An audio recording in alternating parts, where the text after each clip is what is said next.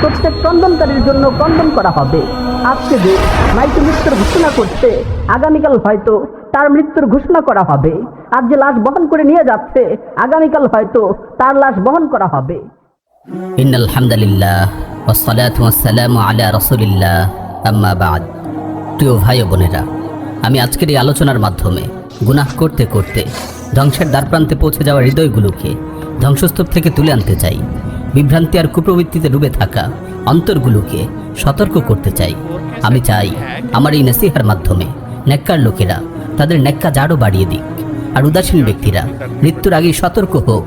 কবরে যে আক্ষেপ করার আগে দুনিয়াতেই তাদের বিবেক জাগ্রত হোক। আমার এই আলোচনা শুনে তারা আল্লাহর দিকে ফিরে আসুক। প্রিয় উপস্থিতি, আমাদের আত্মাগুলোকে জাগ্রত করার জন্য এবং উদাসীনতা থেকে মুক্ত করার জন্য মৃত্যুর স্মরণ অত্যন্ত কার্যকরী ভূমিকা রাখে। রাসূল সাল্লাল্লাহু আলাইহি ওয়াসাল্লাম ইরশাদ করেন, আকসিরু যিকরা হাযিমিল লাযযাতি আল মাউত। তোমরা দুনিয়ার স্বাদ বিনষ্টকারী মৃত্যুকে অধিক পরিমাণে স্মরণ করো। একজন দুনিয়াবিমুখ আলিমকে জিজ্ঞেস করা হলো যে সর্বোৎকৃষ্ট ও পরিপূর্ণ নসিহত কি? তিনি বললেন, মৃত্যুর স্থানের দিকে তাকানো, মৃত্যুকে সর্বদা স্মরণ রাখা, কবর জিয়ারত করা, জানাজায় উপস্থিত হওয়া, মৃত্যু যন্ত্রণায় ভুগছে এমন কাউকে দেখতে যাওয়া, মৃত্যু যন্ত্রণা নিয়ে চিন্তা করা এবং কেউ মারা যাওয়ার পর তার কথা মনে পড়া। এগুলো দ্বারা অন্তর থেকে দুনিয়ার স্বাদ দূর হয়ে যায়। পার্থিব জীবনের ভোগ বিলাসের প্রতি মনে অনাগ্রহ সৃষ্টি হয়। যে ব্যক্তি মৃত্যুর প্রস্তুতি নিয়েছে সেই আমল বাড়িয়ে দিয়েছে এবং আশা আকাঙ্ক্ষা কমিয়ে দিয়েছে। আল্লামা লুবাইদি রাহিমাহুল্লাহ বলেন, আমি আবু ইসাককে তার জীবদ্দশায় দেখতাম তিনি সব সময় একখণ্ড কাগজ বের করে তা পড়তেন। যখন তিনি মারা গেলেন তখন আমি দেখলাম সেই কাগজটিতে লেখা আছে, তুমি তোমার আমলকে সুন্দর করো, কারণ তোমার সময় ঘনিয়ে এসেছে। প্রিয় ভাই ও বোনেরা, আমাদের এই জীবন তো খুব দ্রুতই চলে যাচ্ছে, কিন্তু অধিকাংশ মানুষ উদাসীনতার মাঝে ডুবে আছে। প্রতিদিনই পৃথিবীতে কেউ আসে, আবার কেউ পরপারে পাড়ি জমায়। এটাই নিয়ম। প্রতিদিন কত প্রিয়জনকে আমাদের চোখের সামনে বিদায় দেয়া হচ্ছে, অতঃপর জমিন তাদের গিলে ফেলছে। এত কিছু দেখার পরও আমরা গাফেল হয়ে দিন অতিবাহিত করছি। মৃত্যু আসার আগে আমরা কেউই সতর্ক হচ্ছি না। মনে রাখবেন, এই দুনিয়ার জীবন খুবই সংকীর্ণ, সীমাবদ্ধ। নির্দিষ্ট সময় অতিবাহিত হয়ে গেলে তাতে সমাপ্তি আসবেই। ভালো খারাপ সকলেই মৃত্যুর স্বাদ আস্বাদন করবে। সৎকর্মশীল মুত্তাকী ব্যক্তিকে যেমন দুনিয়া থেকে বিদায় নিতে হবে, অসৎকর্মশীল পাপিষ্ঠ ব্যক্তিকেও এই ইহকাল ত্যাগ করতে হবে। বীর মুজাহিদরা যেমন ইন্তেকাল করবে, পিছনে পড়ে থাকা ভীতু কাপুরুষ লোকেরাও দুনিয়া ছেড়ে চলে যাবে। সেসব মহামান্বিত ব্যক্তিরাও মৃত্যুবরণ করবেন যারা দুনিয়াতে পরকালের পাথে অর্জন করেছেন। সেসব লুভিরাও মারা যাবে যারা দুনিয়ার জীবনকে কেবল উপভোগী করেছে। আল্লাহ তাআলা ইরশাদ করেন, কুল্লু মান আলাইহা ফান। দুনিয়াতে যারা আছে সকলেই ধ্বংসশীল। তিনি আরো বলেন, কুল্লু নাফসিন যায়িকাতুল মাউত। প্রত্যেক প্রাণীকেই মৃত্যুর স্বাদ আস্বাদন করতে হবে। সুতরাং অবশ্যই আপনাকে মৃত্যুবরণ করতে হবে। হ্যাঁ, অবশ্যই মৃত্যুবরণ করতে হবে। এটা এমন এক বাস্তবতা যা থেকে আমরা প্রতিনিয়ত পালিয়ে বেড়াই, অথচ এর থেকে পলায়ন করে আজ পর্যন্ত কেউ বাঁচতে পারেনি। আল্লাহ তাআলা বলেন, ওয়াজাআত সাকরাতুল মাউতি বিল হক যালিকা মা কুনতা মিনহু তাহিদ। আর সত্যিকার অর্থেই মৃত্যু যন্ত্রণা উপস্থিত হবে, আর এর থেকেই তোমরা অব্যাহতি চাইতে। মৃত্যু এমন এক কঠিন বাস্তবতা যার কাছে কোনো প্রতাপশালীর দাপট চলে না। অবাধ্য ব্যক্তির অবাধ্যতা তার কাছে মূল্যহীন। সীমালঙ্ঘনকারীর সীমালঙ্ঘনকে সে কোনো পরোয়া করে না। পৃথিবীতে এমন কিছু নেই যা মৃত্যুকে ঠেকাতে পারে। মৃত্যু এমন এক বাস্তবতা যার সুধা পান করেছে পাপিষ্ঠ সীমালঙ্ঘনকারী এবং সৎকর্মশীল অনুগত ব্যক্তি। এমনকি নবী রাসূলগণও এই পৃথিবী থেকে বিদায় নিয়েছেন। আল্লাহ তাআলা তার নবীকে লক্ষ্য করে বলছেন, ওয়ামা জাআলনা লিবাশারিম মিন ক্বাবলিকাল খুলদ আফা ইম মিত্তা ফাহুমুল খালিদুন। তোমার পূর্বেও আমি কোনো মানুষকে অনন্ত জীবন দেইনি, অতএব তুমি যদি মরে যাও তাহলে তারা কি চিরকাল বেঁচে থাকবে? এই মৃত্যু এমন এক বাস্তবতা যা প্রতিনিয়ত সব জায়গায় সবার কর্ণকুহরে ঘোষণা করে যাচ্ছে, বিবেকের দরজায় কড়া নেড়ে যাচ্ছে এবং প্রত্যেক জীবিত মানুষের কাছে এই বার্তা পাঠাচ্ছে, কুল্লু শাইইন হালিকুন ইল্লা ওয়াজহা। একমাত্র আল্লাহ তাআলার পবিত্র সত্তা ছাড়া সব কিছুই ধ্বংস হয়ে যাবে। মৃত্যুর বাস্তবতা এতটাই কঠিন যে ছোট বড় ধনী গরিব প্রত্যেককেই এর স্বাদ আস্বাদন করতে হবে। কেউ এর থেকে পলায়ন করতে পারবে না। ওই শক্তিশালী বলিষ্ঠ যুবক, প্রতিভাবান মেধাবী তরুণ, ধনী গরিব, ছোট বড়, তোমাদের সকলকেই বলছি, প্রত্যেক ক্রন্দনকারীর জন্য ক্রন্দন করা হবে। আজকে যে মাইকে মৃত্যুর ঘোষণা করছে, আগামীকাল হয়তো তার মৃত্যুর ঘোষণা করা হবে। আজ যে লাশ বহন করে নিয়ে যাচ্ছে, আগামীকাল হয়তো তার লাশ বহন করা হবে। প্রতিটি প্রাণীকেই মৃত্যুর স্বাদ আস্বাদন করতে হবে। এই মৃত্যু থেকে কেউ পালায়ন করতে পারবে না। আল্লাহ তাআলা বলেন, কুল ইন্নাল মাউতাল্লাযী তাফিররুনা মিন ফাইন্নাহু মুলাকীকুম সুম্মা তুরাদ্দুনা ইলা আলিমিল গায়বি ওয়াশ শাহাদা ফায়ুনাব্বিউকুম বিমা কুনতুম তা'মালুন। বলো, তোমরা যে মৃত্যু থেকে পালায়ন করতে চাচ্ছ, তার সাথে অবশ্যই তোমাদের সাক্ষাৎ হবে। অতঃপর তোমাদেরকে অদৃশ্য দৃশ্যের জ্ঞানী সেই মহান সত্তার কাছে ফিরিয়ে নেওয়া হবে। তখন তোমরা যা কিছু করতে তা তিনি জানিয়ে দিবেন। অন্য আয়াতে আল্লাহ তাআলা আরো বলছেন, আইনামা তাকুনু ইউদরিকুমুল মাউতু ওয়ালাউ কুনতুম ফি বুরুজিম মুশাইয়াদা। তোমরা যেখানেই থাকো না কেন, মৃত্যু তোমাদেরকে পাকড়াও করবেই, যদিও তোমরা সুদৃঢ় দুর্গে অবস্থান করো। হ্যাঁ, অবশ্যই মৃত্যু তোমাদের সাথে সাক্ষাৎ করবে। তোমরা যেখানেই থাকো না কেন, মৃত্যু তোমাদেরকে গ্রাস করবেই। প্রিয় ভাই ও বোনেরা, কেউ যদি উপদেশ গ্রহণ করতে চায়, তবে মৃত্যুই তার জন্য সবচেয়ে বড় উপদেশ। এটি আখিরাতের অনন্ত জীবনের প্রথম ধাপ। তাই যেই মৃত্যুবরণ করে, তার কিয়ামত শুরু হয়ে যায়। জনৈক ব্যক্তি বলেন, আমার এক পাপী বন্ধুর মৃত্যুকালে আমি তার শিয়রে বসা ছিলাম। সে দিনের ব্যাপারে অনেক পিছিয়ে ছিল, আল্লাহর কোনো বিধানই পালন করতো না। তো তার মৃত্যুর সময় আমি তাকে জিজ্ঞেস করলাম, এখন কেমন বোধ করছো? সে বলল, আমি অচিরেই জাহান্নামে প্রবেশ করব। অচিরেই আমি জাহান্নামে প্রবেশ করব।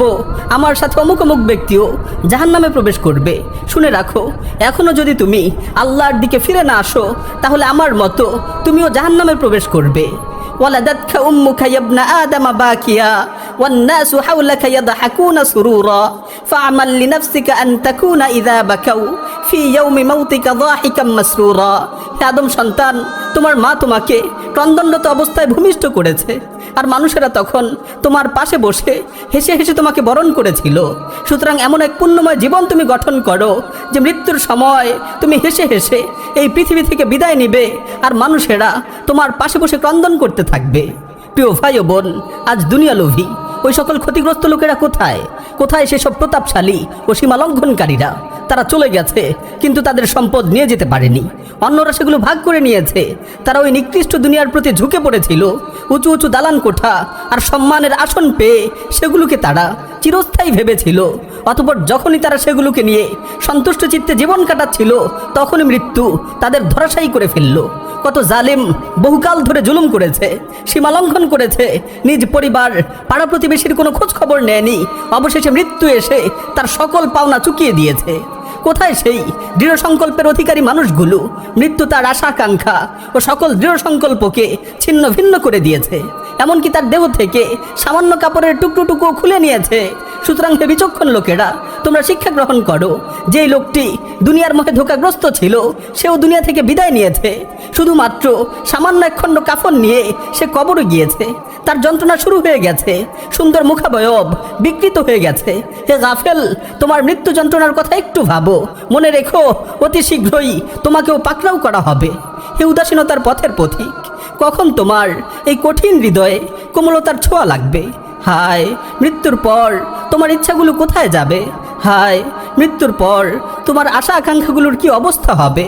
হে অজ্ঞতায় সন্তুষ্ট হয়ে থাকা নির্বোধ, কখন তুমি দুনিয়াকে আখিরাতের বিনিময়ে বিক্রি করে দেবে? আল্লাহ তার প্রতি রহম করুন যে সতর্ক হয়েছে এবং প্রস্তুতি নিয়েছে।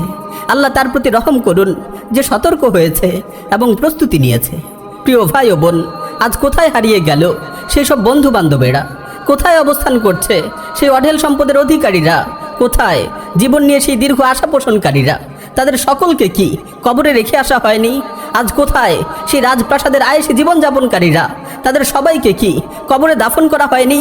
হায় আফসোস, যদি তুমি জানতে, যদি তুমি বুঝতে যে কবরে তাদের দিনগুলো কেমন অতিবাহিত হচ্ছে। কবরে পচে গলে তাদের শরীর থেকে পুজ প্রবাহিত হচ্ছে। তারা প্রতিনিয়ত নিত্য নতুন শাস্তির শিকার হচ্ছে। তাদের প্রিয় মানুষগুলো তাদের ছেড়ে চলে গেছে। তাদের দাস দাসী ও অনুচররা তাদের থেকে বিচ্ছিন্ন হয়ে গেছে। কোথায় সেই বড় বড় মজলিসগুলো? কোথায় সেই নিষ্কুলুষ আরামায়েশী জীবনগুলো? হ্যাঁ, আল্লাহর কসম, তারা তাদের কৃতকর্ম সহকারে আজ ইহকাল ত্যাগ করে পরপারের পথিক হয়ে গেছে। কারো অনুশোচনা তাদেরকে বাঁচাতে পারেনি, কেউ কোনো উপকারও করতে পারেনি। কোথায় সেই মহামান্বিত উচ্চ মনোবলের অধিকারী মহাপুরুষরা? কোথায় মৃত্যুর জন্য সার্বক্ষণিক প্রস্তুতি নিয়ে রাখা পবিত্র আত্মাগুলো? কোথায় মৃত্যুর ভয়ে প্রকম্পিত সেই মানুষগুলো? নেই, কেউ নেই, সকলেই চলে গেছে। কেউ আর বেঁচে নেই। যারা প্রস্তুতি নিয়েছে তারা যেমন চলে গেছে, যারা প্রস্তুতি নেয়নি তারাও চলে গেছে। বুদ্ধিমান তো সেই যে তার পরিণতি নিয়ে ভাবে এবং আল্লাহকে ভয় করে, আর মূর্খ তো সে যে দিন দিন মৃত্যুর দিকে এগিয়ে যাচ্ছে কিন্তু সে তার পরিণতি নিয়ে ভাবে না। হায়, কতটা বছর ধরে তোমার আকাশে সূর্য উদিত হচ্ছে আর অস্ত যাচ্ছে, কতটা সময় ধরে তোমার উপর রাতের পর্দা টেনে দেওয়া হচ্ছে। হায়, তোমার জীবনের কতগুলো দিন চলে গেল, অথচ তুমি তোমার আপন জায়গায় অটল রয়ে গেলে। তোমার দিনরাত অতিবাহিত হচ্ছে কিন্তু এখনও তুমি তোমার সেই অন্যায় অপরাধে লিপ্ত রয়েছ। দয়াময় প্রতিপালক তোমাকে কত নেয়ামত রাজি দ্বারা ঢেকে রেখেছেন, অথচ তুমি তারই অবাধ্যতায় জীবন কাটাচ্ছ। ফেরেশতারা তোমার আমল নামায় পাপ লিখতে লিখতে কতগুলো পৃষ্ঠা যে শেষ করেছে তার কোনো হিসেব কি তোমার আছে? উদাসীনতার মাঝে ডুবে থাকা মানুষ, তোমার রব তোমাকে সম্বোধন করে বলছেন, ইয়া আইয়ুহাল ইনসান মা গাররাকা বিরাব্বিকাল কারীম। হে মানুষ, কিসে তোমাকে তোমার মহামহিম পালনকর্তা সম্পর্কে বিভ্রান্ত করলো? হে মানুষ, কিসে তোমাকে তোমার মহামহিম পালনকর্তা সম্পর্কে বিভ্রান্ত করলো? হে গাফিল, মৃত্যু তোমাকে বহুবার সতর্ক করেছে, কখনো তোমার আত্মীয় স্বজনের মৃত্যুর মাধ্যমে, কখনো তোমার বন্ধু বান্ধব পাড়া প্রতিবেশীর মৃত্যুর মাধ্যমে, অথচ তুমি তা দেখেও সতর্ক হওনি। তুমি সব সময়ের মতো হেলায় খেলায় মেতে রইলে। হে গাফিল, তুমি মৃত্যু যন্ত্রণার কথা ভাবো, তোমাকে যখন কবরে নামানো হবে সেই দৃশ্যটি চিন্তা করো, প্রিয়জনদের থেকে চির বিদায় নেওয়ার বিষয়টি ভাবো। আমার দুঃখ হয় সেসব জবানের জন্য যে জবানগুলো খারাপ কথা বলে, এমন বাক্য উচ্চারণ করে যেগুলো দ্বারা গুনাহ ছাড়া তার আমলনামায় আর কিছুই লেখা হয় না। হে আল্লাহর বান্দা, কিভাবে তুমি আল্লাহ রাব্বুল আলামিনের সেই কথাটিকে ভুলে গেলে? তিনিই তো বলেছেন, আল ইয়াউমা নাখতিমু আলা আফওয়াহিহিম, আজ আমি তাদের মুখে মোহর এঁটে দেব। আফসোস সেসব হস্তগুলোর জন্য যেগুলো হারামের দিকেই প্রসারিত হয়। হে আল্লাহর বান্দা, কিভাবে তুমি আল্লাহ তাআলার সেই কথাটি থেকে গাফেল হয়ে রইলে? আল্লাহ তাআলা কি বলেননি, ওয়া তুকাল্লিমুনা আইদিহিম, আজ তাদের হাত আমার সাথে কথা বলবে। আফসোস সেসব পাগুলোর জন্য যেগুলো অন্যায়ের দিকে ধাবিত হয়। হে আল্লাহর বান্দা, কিভাবে তুমি আল্লাহর সেই বাণীটিকে ভুলে রইলে? তিনিই তো বলেছেন, ওয়া তাশহাদু আরজুলুহুম, আর তাদের পাগুলো আজ সাক্ষ্য দেবে। আমার দুঃখ হয় সেই সব দেহগুলোর জন্য যেগুলো হারাম ভক্ষণ করে বেড়ে উঠেছে। হে আল্লাহর বান্দা, কেন তুমি এই হাদিসটির কথা ভাবলে না যে অবৈধ সম্পদে যেই দেহ বেড়ে উঠে তার জন্য জাহান্নামী অধিকতর উপযোগী? হে 20 বছরের নওজোয়ান, তোমার আশপাশে চেয়ে দেখো, তোমার কত পাড়া প্রতিবেশী দুনিয়া থেকে বিদায় নিয়েছে। হে 30 বছরের যুবক, তুমি যৌবনকাল পূর্ণরূপে পেয়েছ কিন্তু মৃত্যুর জন্য কি প্রস্তুত করেছ? হে 40-এর কোঠায় উপনীত হওয়া ব্যক্তি, তোমার যৌবনে ভাটা পড়েছে অথচ এখনো তুমি অবহেলায় ডুবে আছো। হে 50-এর কোঠায় উপনীত হওয়া লোক, তুমি ফসল বুনেছ, আজ তা পেকে গেছে। তুমি অর্ধশত বছর অতিক্রম করে ফেলেছ অথচ তুমি তোমার নিজের সাথেই ইনসাফ করনি। হে 60-এর কোঠায় উপনীত হওয়া বৃদ্ধ, তোমাকে হিসাবের দিকে আহ্বান করা হচ্ছে কারণ তুমি এখন মৃত্যুর সাথে লড়াই করছো। হে 70-এর কোঠায় উপনীত হওয়া বৃদ্ধ, হিসাব করো তো দেখি তুমি আখিরাতের জন্য কি পাঠিয়েছো আর দুনিয়াতে কি রেখে যাচ্ছ। আল্লাহর কসম, যে ব্যক্তি আজ কারো খাটিয়া বহন করছে, অচিরেই এমন একটি দিন আসবে যেদিন অন্যরা তার খাটিয়া বহন করবে। আজ যে ব্যক্তি কবরস্থানে যাচ্ছে জিয়ারত করার জন্য, এমন একদিন আসবে যেদিন তার কবর অন্যরা জিয়ারত করবে। আজ যে কাউকে দাফন করে কবরস্থান থেকে বাড়িতে ফিরে আসছে, অচিরেই এমন একটি দিন তার জন্য অপেক্ষা করছে যখন তাকে দাফন করে লোকেরা বাড়িতে ফিরে আসবে। ওই কবরই হবে তার শেষ ঠিকানা। হযরত ওমর রাদিয়াল্লাহু তাআলা আনহু সর্বদাই এই কথা বলতেন যে মানুষ প্রতিদিন বলে, আজ অমুক মারা গেছে, আজ অমুক মারা গেছে, অমুক জায়গায় আজ অমুক ব্যক্তি মৃত্যুবরণ করেছে। অচিরেই এমন একটি দিন আসবে যখন মানুষ বলতে থাকবে, আজ ওমর মারা গেছে। অবশেষে ঠিকই সেই দিনটি চলে এলো যেদিন ওমর রাদিয়াল্লাহু তাআলা আনহু ইন্তেকাল করেছেন। প্রিয় ভাই, একদিন মসজিদের মিনার থেকে আমাদের মৃত্যুর সংবাদও ভেসে আসবে। লোকে বলবে, আজ অমুক মৃত্যুবরণ করেছে, কিন্তু সেই মৃত্যুর জন্য আমাদের কি কোনো প্রস্তুতি রয়েছে? একদিন কাঁধে বহন করে আমাদের কবরে রেখে আসা হবে, কিন্তু সেই অন্ধকার কবরের জন্য, সেই অন্তিম সফরের জন্য আমরা কি কিছু প্রস্তুত করেছি? জনৈক লোক তার এক মৃত আত্মীয়কে স্বপ্নে দেখলো। সে তাকে স্বপ্নে জিজ্ঞেস করলো যে তুমি কেমন আছো? সে উত্তরে বলল, একটি বিষয় আমি খুব অনুতপ্ত, তা হলো আমি সব কিছু জানতাম কিন্তু আমল করতাম না। তোমরাও জানো কিন্তু আমল করো না। আল্লাহর কসম, একটি বা দুটি মাত্র তাসবিহ অথবা 1 বা 2 রাকাত নামাজ আমাদের আমল নামায় দুনিয়া এবং দুনিয়াতে যা আছে সব কিছু থেকেও অনেক দামি।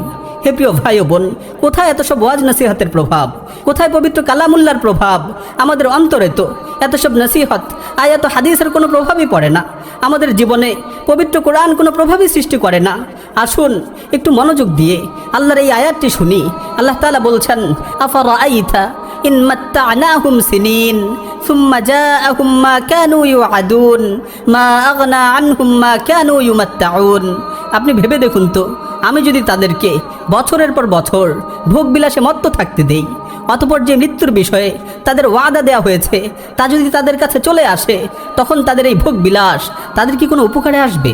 সালাফদের মধ্য থেকে অনেকেই এই আয়াতটি পড়ে কান্নায় ভেঙে পড়তেন এবং বলতেন, যখন কারো মৃত্যু চলে আসবে তখন তার দুনিয়ার এই ধন সম্পদ ও ভোগ বিলাস কোনো উপকারে আসবে না।